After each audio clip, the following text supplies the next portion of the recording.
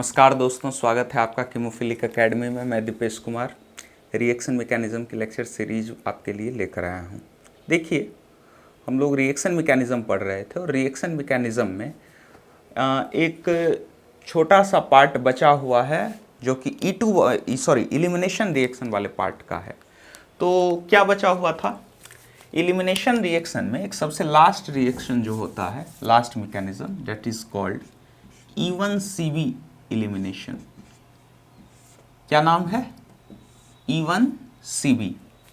अगर आप इसका पूरा नाम जानना चाहें तो elimination unimolecular conjugate base.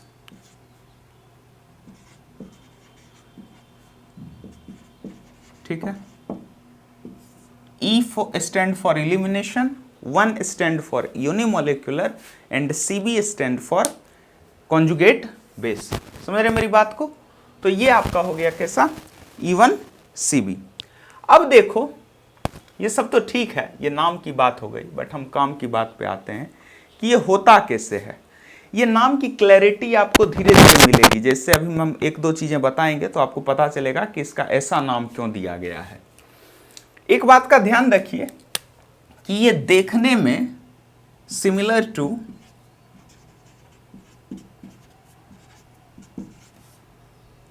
E2 mechanism, E2 के जैसा होता है ये रिएक्शन। मैकेनिज्म भी बहुत हद तक E2 जैसी ही फॉलो होती है। ठीक है। अब देखिए, दिखाते हैं हम आपको इसका मैकेनिज्म करके और फिर उसके रेट के ऊपर हम थोड़ी सी चर्चा करेंगे। तो देखिएगा, सबसे पहला क्वेश्चन देखो, क्या दे रखा है? एक फ्लोरीन दे रखा है और एक कार्बन के ऊपर 3 हाइड्रोजन लगा रखे हैं और जिस पे फ्लोरीन है उस पे 2 हाइड्रोजन लगा रखे हैं। तो ये कहता है कि अगर हम इसको अल्फा कह दें तो इसको बीटा कहेंगे। ठीक है। तो ऑब्वियस सी बात है कि हम ये जो पूरी कैटेगरी डिस्कस कर रहे हैं ये बीटा एलिमिनेशन का ही पार्ट है, तो E1CB भी बीटा एलिमिनेशन का ही पार्ट होगा। तो हमारा जो OET माइनस है ये हमारा बेस है और ये क्या करता है? बीटा पोजीशन से एक हाइड्रोजन को रिमूव कर देता है। ठीक है। कैसे हो रहा है? लास्ट तक देखिए, आपको पूरी क्लैरिटी मिल जाएगी कैसे चीजें वर्क कर रही। तो जैसे ही ये हाइड्रोजन को रिमूव करता है तो यहां पर नेगेटिव चार्ज आ जाता है और यहां पर ये कुछ इस तरह से हो जाता है। ठीक है, देख पा रहे हैं आप? ये नेगेटिव चार्ज अब कहता है कि ये जो नेगेटिव चार्ज बन रहा है ये इधर अपना शिफ्ट करता है और इस फ्लोरीन को बाहर करता है और इससे जो हमारा प्रोडक्ट बन के आता है वो कुछ इस तरह से अल्कीन बन के आ जाता है। समझ रहे हैं मेरी बात? ये आपका अल्कीन बन के आ गया। इसमें से फर्स्ट स्टेप जो होता है रिमूव करने वाला, इसको हम लोग बोलते हैं क्या? Fast step. और ये सेकेंड स्टेप जो होता है इसको हम लोग बोलते हैं RDS। क्या बोलते हैं? RDS। ध्यान रखिएगा इसको। अब देखो, अब क्या होता है? ये इसका मैकेनिज्म हो गया, यही मैकेनिज्म है। अब अगर हम बात करें इसके रेट की यहां पर, तो रेट कुछ इस तरह से निकाला जाता है। जरा सा इसके रेट का इक्वेशन देखिएगा आप लोग। अगर हम इसका रेट लिखें तो कैसे लिखेंगे? This rate is equal to K, और क्या ले रखा है यहां पर? इसको अगर A मान लो ये A है और इसको आप मान लो दूसरे वाले को CB और इसको मान लो ये जो अल्कीन बन के आ रहा है इसको B मान लो।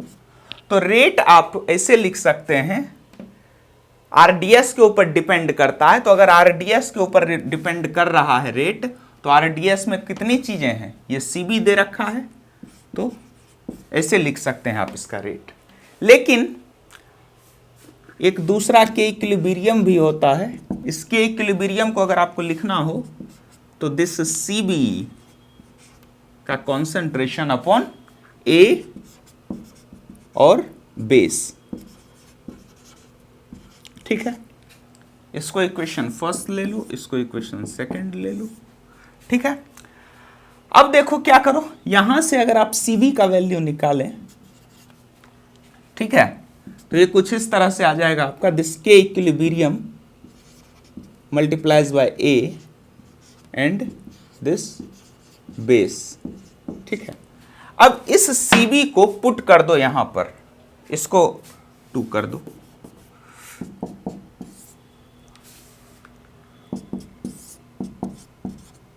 ठीक है। तो this rate is equal to क्या दे रखा है, K और Cb, तो लिख लो K और Cb के जगह पर क्या लिखोगे, K equilibrium A into base, ठीक है। अब अगर इस दोनों को एक कॉमन कांस्टेंट से आप रिमूव करो तो इसको आप K डैश लिख सकते हो, और जो आएगा आपका final, this K dash A and this base. समझ रहे हैं मेरी बात? अब देखो, गौर से देखो इसको, अगर आप इसके रेट की बात करें तो इसका रेट, ये जो रिएक्शन हम देख रहे हैं, इसके रेट में A भी है, स्टार्टिंग मटेरियल A और बेस, ये बेस। तो अगर हम ऑर्डर की बात करें, अब यहां से आपको क्लियर होगा कि इसका नाम E1Cb क्यों दिया गया। ऑर्डर सेकेंड क्यों है? क्योंकि दोनों ही स्टार्टिंग मटेरियल्स यूज किए जा रहे हैं हमारे रेट इक्वेशन में। ध्यान से देखिएगा, ये आपका रेट इक्वेशन है जिसमें ए भी दे रखा है और बेस भी दे रखा है, इसलिए ये कैसा है, सेकेंड ऑर्डर रिएक्शन है। उसके बाद और लेकिन ध्यान दो, आपका जो ट्रांजिशन स्टेट दे रखा है या रेट डिटरमाइनिंग स्टेप दे रखा है, रेट डिटरमाइनिंग स्टेप में जो चीजें इन्वॉल्व हैं वो सिर्फ Cb इन्वॉल्व है, सिर्फ Cb इन्वॉल्व है। इस वजह से हम इसको क्या बोलते हैं, यूनिमोलेक्युलर। ध्यान दीजिएगा, अगर हम रेट इक्वेशन की बात करें तो रेट इक्वेशन में हमारा A और बेस दोनों ही इन्वॉल्व है। A और बेस दोनों इन्वॉल्व होने की वजह से हम इसको सेकेंड ऑर्डर बोल रहे हैं, मतलब दोनों के रेस्पेक्ट में फर्स्ट ऑर्डर है, A के रेस्पेक्ट में भी और बेस के रेस्पेक्ट में भी, इसलिए हमारा रिएक्शन कैसा हो गया, सेकेंड ऑर्डर हो गया। और आपका जो ऑर्डर सेकेंड है मॉलिक्यूलर की, अगर हम बात करें मॉलिक्यूलरिटी की, तो वो यूनिमोलेक्युलर है। तो यूनिमोलेक्युलर होने की वजह से तो हम लिखते हैं वहां पर E1, और चूंकि कॉन्जुगेट बेस के थ्रू ये रिएक्शन होता है, कॉन्जुगेट बेस के थ्रू कैसे होता है, तो इसको अगर आप ध्यान से देखें तो क्या कह रहे हैं, बेस जो है वो एसिडिक हाइड्रोजन को रिमूव करेगा, तो ये यहां से एसिडिक हाइड्रोजन को रिमूव कर रहा है। किसी भी जगह से एसिडिक हाइड्रोजन को हटाने के बाद जो चीज बनती है उसको क्या बोलते हैं, कॉन्जुगेट बेस ही तो बोलते हैं। तो यहां पर जो चीज बनी हटाने के बाद ये कॉन्जुगेट बेस हुआ, और इस कॉन्जुगेट बेस का जो नेगेटिव चार्ज है वो फर्दर लिविंग ग्रुप के ऊपर अटैक करके उसको बाहर निकाल रहा है, और वहां पर दोनों कार्बन के बीच में डबल बॉन्ड का फॉर्मेशन कर रहा है। इसलिए हम इसको क्या कहते हैं, E1Cb इलिमिनेशन। क्या बोलते हैं, E1Cb इलिमिनेशन। ये देखने में सुनने में बिल्कुल E2 रिएक्शन के जैसा होता है, ठीक है, इतना नोट कीजिए। अब देखिए,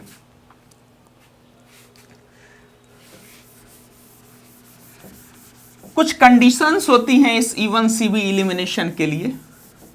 नाम आपको क्लियर हो गया होगा आई थिंक कि E1Cb क्यों दिया गया है इसका। देखो कई बार तो ऐसा होता है कि इवन सीबी को डिफरेंशिएट करना E2 रिएक्शन से बहुत मुश्किल हो जाता है, अलग नहीं कर पाते हैं हम। आपके सिलेबस में ये बहुत कम दिया हुआ भी है, बहुत ज़्यादा है नहीं, ग्रेजुएशन के सिलेबस में ज़्यादा नहीं है ये, इस वजह से हम कम ही बताए हैं, लेकिन जितना है वो पूरा मैंने आपके लिए किया है।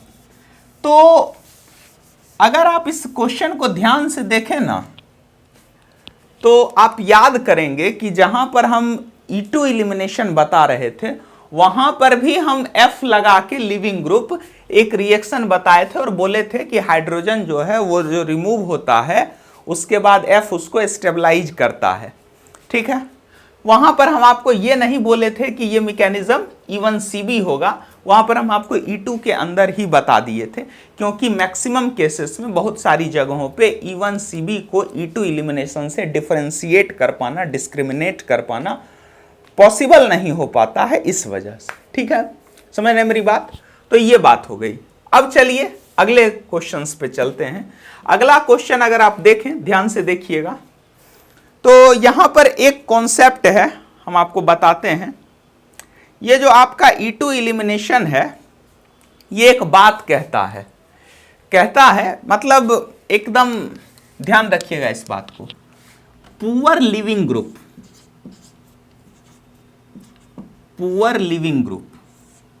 और दूसरा क्या है, strong electron withdrawing group.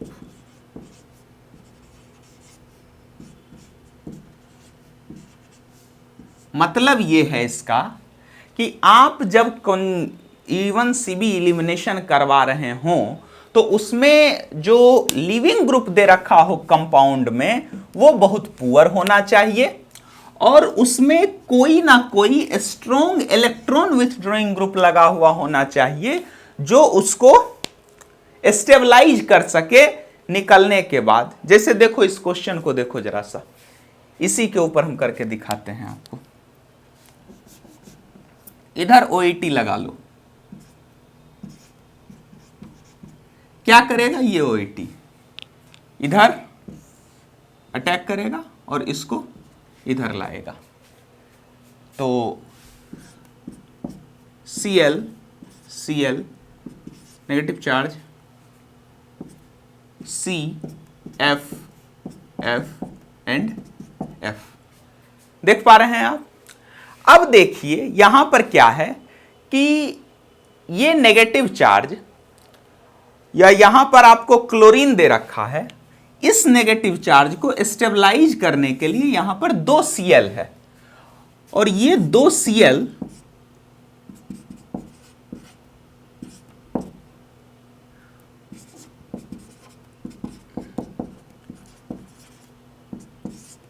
Carbon ion, समझ रहे मेरी बात को?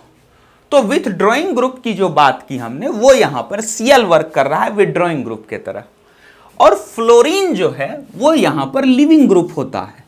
लेकिन क्या फ्लोरीन एक अच्छा लिविंग ग्रुप है? आप याद कीजिए जहां कहीं पर भी हम फ्लोरीन लिए हैं वहां स्ट्रिक्टली लिखे हैं कि fluorine is a very poor leaving group.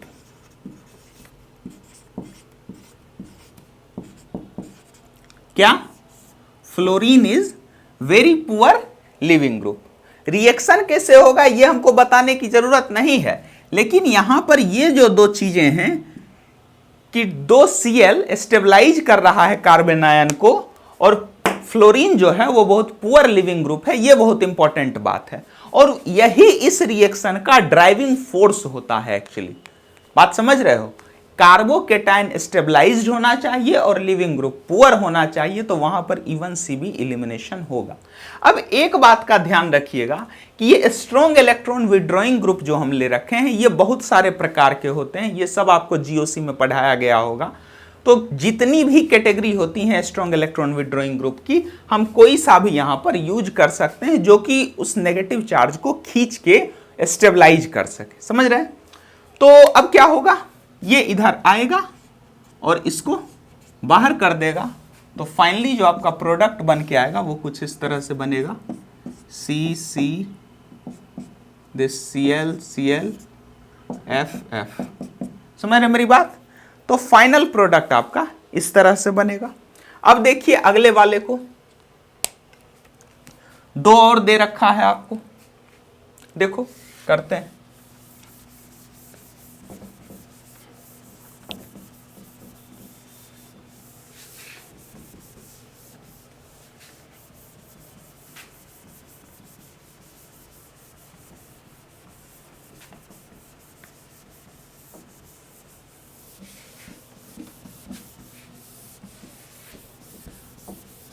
इस क्वेश्चन को देखो जरा सा, इसमें क्या कर रखा है, OET ले रखा है, F ले रखा है, CH2 CH2। देखो फ्लोरीन लिविंग ग्रुप होगा हमारा, फ्लोरीन हमारा लिविंग ग्रुप होगा। ये जो वाला पार्ट है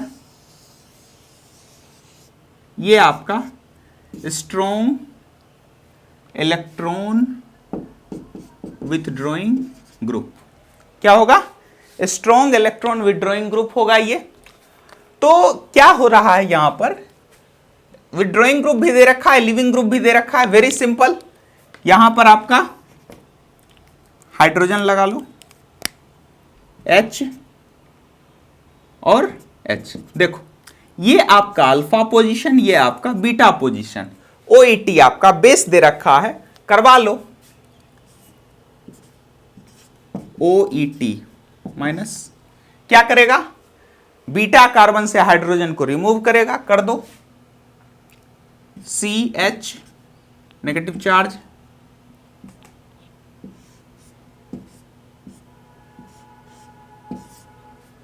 NO2, ठीक है, और CH2F, ठीक है। ये इधर आके इस F को बाहर निकाल देगा और जो प्रोडक्ट आपका बन के आएगा कुछ इस तरह से बन के आएगा। देखो CH डबल बॉन्ड CH2 और इधर ये लगा लो,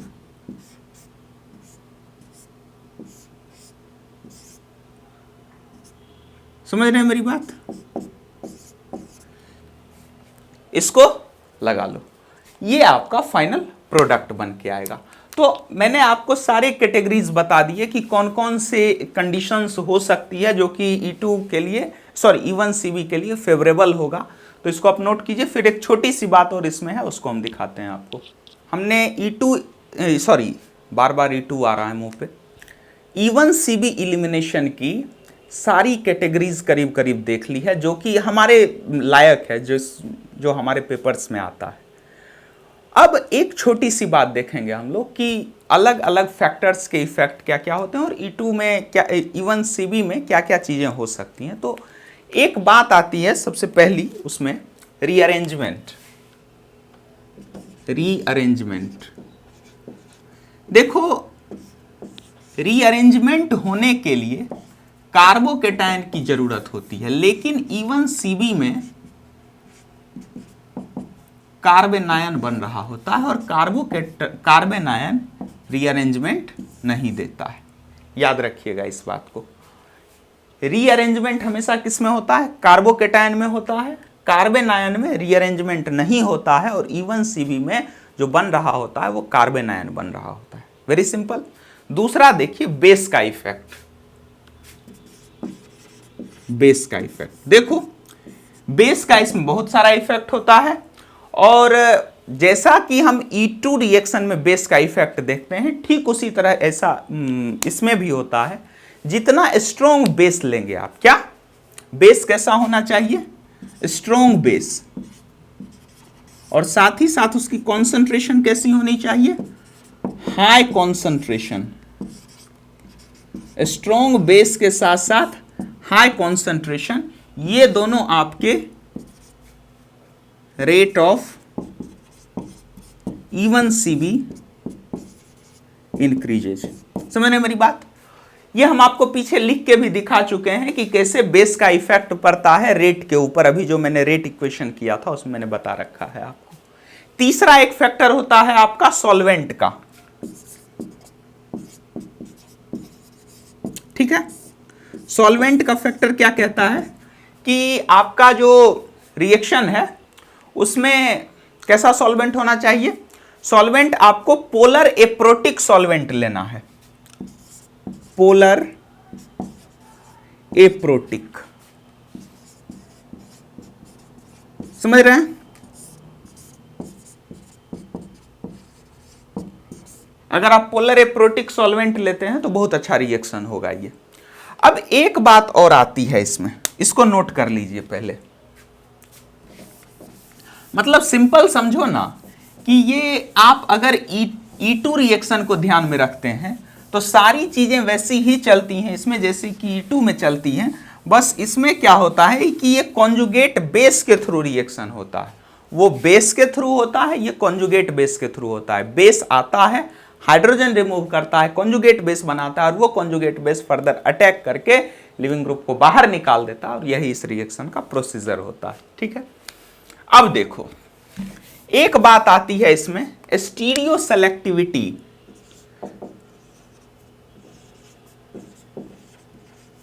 stereo selectivity and stereo specific. देखो ये रिएक्शन E1CB स्टीरियो स्पेसिफिक तो होता है लेकिन स्टीरियो सेलेक्टिव नहीं होता है। कारण इसका क्या है, कारण जानने के लिए हम इस क्वेश्चन को करेंगे, लेकिन हम आपको एक बात बताते हैं। स्टीरियो स्पेसिफिक क्यों है, क्योंकि वेरी स्पेसिफिक फॉर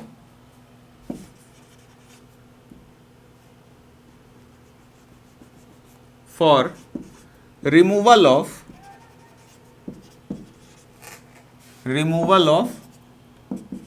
हाइड्रोजन।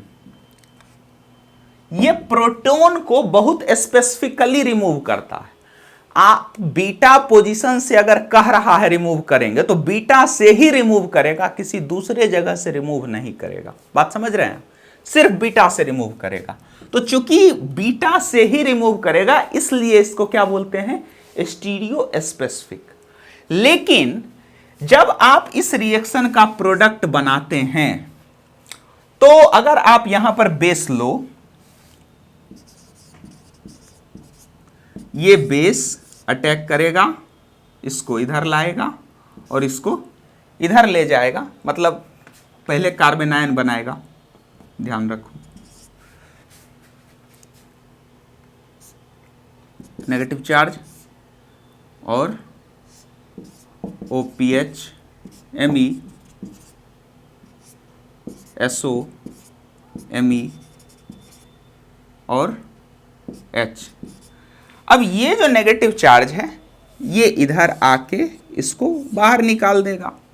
ये तो सिंपल सी बात हो गई। लेकिन इससे जो आपका प्रोडक्ट बन के आएगा वो आप सिस भी बना सकते हैं और ट्रांस भी बना सकते हैं, SO Me H और Me, और इसके साथ में आप H लगा लीजिए।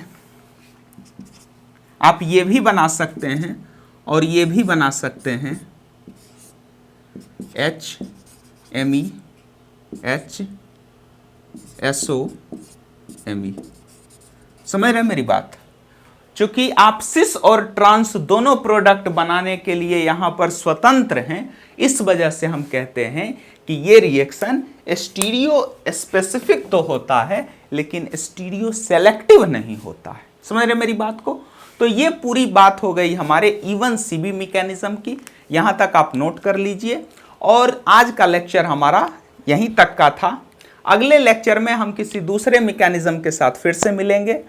उम्मीद करते हैं कि carbon carbon double bond formation या एडिशन रिएक्शन के साथ हम मिलेंगे और addition reaction carbon carbon double bond के ऊपर करवाएंगे हम लोग। ठीक है, तो थैंक यू सो मच।